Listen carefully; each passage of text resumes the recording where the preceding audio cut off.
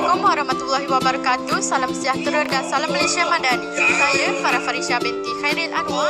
Dan saya Nur Izzatun Nasirah binti Deli. Selamat datang ke siaran TVPSS SMK Jelawat. Kami membawa liputan khas Majlis Konsultasi Bersama Ibu Bapa Murid Duta STEM yang berlangsung pada hari ini di Dewan Seri Gemilang, Sekolah Menengah Kebangsaan Jelawat. Majlis ini diadakan bagi mengeratkan hubungan antara pihak sekolah dan ibu bapa, sampai berkongsi maklumat serta perkembangan murid duta STEM.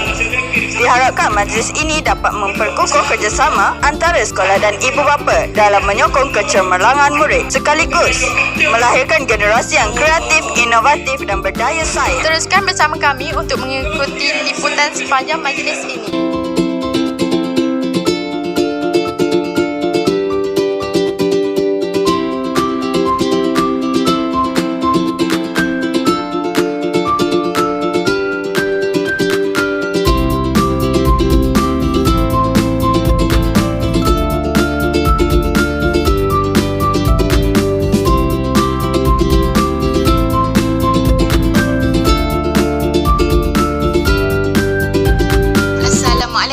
Saya Nura Elisha Kisina binti Zahari, wartawan dari TVPSS SMK Jelawat. Bersama saya Cikgu Maiza Akmal binti Abdullah selaku penolong kanan pentadbiran SMK Jelawat. Cikgu, saya ingin bertanya beberapa soalan. Soalan pertama, apakah tujuan Duta STEM ini diadakan?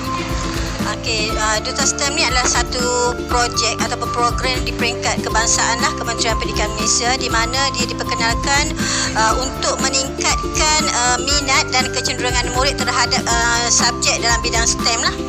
Terutamanya subjek sains, matematik dan juga bahasa Inggeris. Kalau pada hari ini kita melaksanakan pelancaran konsultasi bersama ibu bapa untuk murid duta STEM, yang kita harapkan bagi pelajar-pelajar ini nanti bila mereka meneruskan alam pengajian di tingkatan 4, mereka lebih berminat lah untuk memilih kerjaya ataupun subjek STEM. Soalan kedua, apakah harapan terhadap pelajar-pelajar duta STEM ini?